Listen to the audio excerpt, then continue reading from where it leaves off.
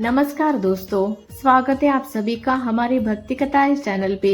आज हम देखने वाले हैं खरमास के बारे में। खरमास यानी अत्यंत अशुभ महीना। खरमास को धार्मिक दृष्टि से अशुभ माना गया है। इस दौरान विवाह, गृह प्रवेश, मुंडन जैसे अन्य शुभ कार्यों पर प्रतिबंध लग जाता है। लेकिन इस दौरान तुलसी पूजा, सूर्य को अर्घ्य देने और भगवान विष्णु की उपासना का महत्व अधिक बताया जाता है। खरमास हिंदू धर्म में ऐसा समय होता है जब सूर्य बृहस्पति की राशि धनु या मीन में प्रवेश करते हैं। यह घटना हर साल 2 बार होती है। खरमास को धार्मिक दृष्टि से अशुभ माना गया है, इसलिए इस दौरान विवाह, गृह प्रवेश, मुंडन जैसे अन्य शुभ कार्यों पर प्रतिबंध लग जाता है। पौराणिक मान्यताओं के अनुसार यह समय भगवान की भक्ति, पूजा पाठ और आत्मशुद्धि के लिए सर्वोत्तम होता है। ध्रुव पंचांग के अनुसार सूर्यदेव 15 दिसंबर को रात 10:19 बजे धनु राशि में गोचर करेंगे और तभी से खरमास आरंभ हो जाएंगे।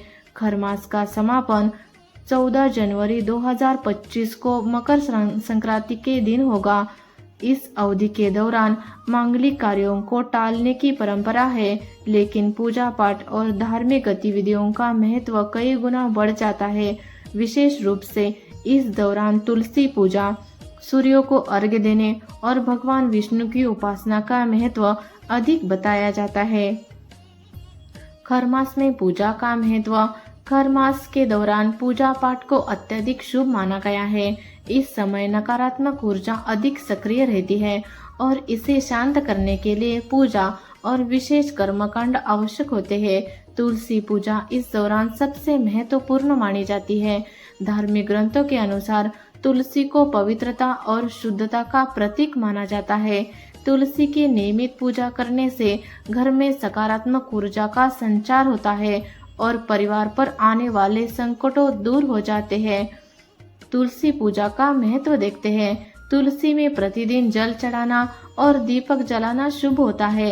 ऐसा करने से व्यक्ति के जीवन में ग्रहों के अशुभ प्रभाव कम हो जाते हैं और सुख समृद्धि आती है। मान्यता है कि तुलसी पूजन से भगवान विष्णु और माता लक्ष्मी प्रसन्न होते हैं।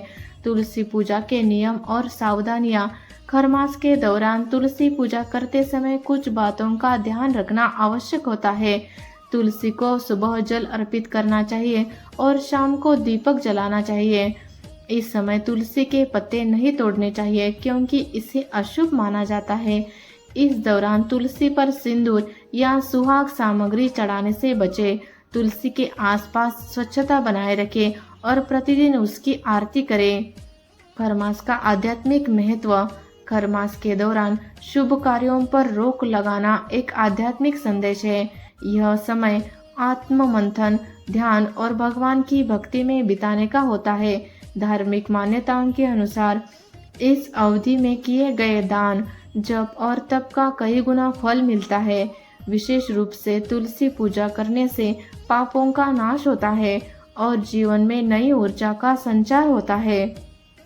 अंग्रेजी कैलेंडर के अनुसार जिस तरह खरमास 16 दिसंबर के आसपास सूर्यदेव के धनु राशि में संक्रमण से शुरू होता है एवं 14 जनवरी को मकर राशि में संक्रमण न होने तक रहता है, उसी तरह 14 मार्च के आसपास सूर्यदेव मीन राशि में संक्रमित होते हैं। इस दौरान लगभग सभी तरह के मांगलिक कार्य, शुभ कार्य वर्जित माने जाते हैं। पंचांग के अनुसार यह समय सौरमास का होता है, जिसे खरमास कहा जाता है। खरमास को भी मलमास कहा जाता है।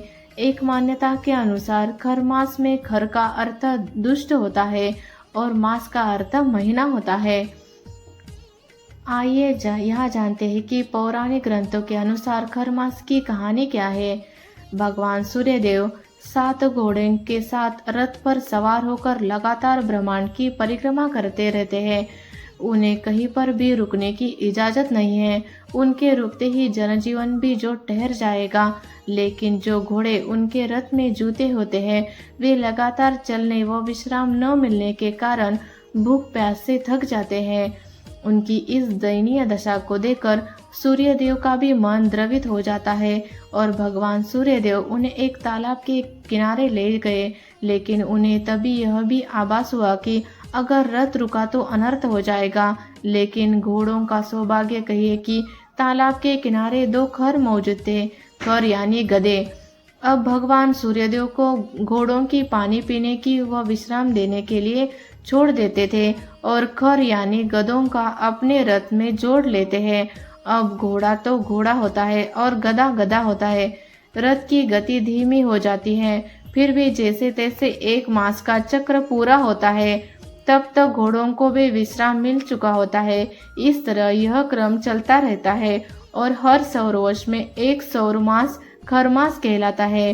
खरमास अंग्रेजी कैलेंडर के अनुसार 16 दिसंबर के आसपास सूर्यदेव के धनु राशि में संक्रमण से शुरू होता है व 14 जनवरी को मकर राशि में संक्रमण न होने तक रहता है।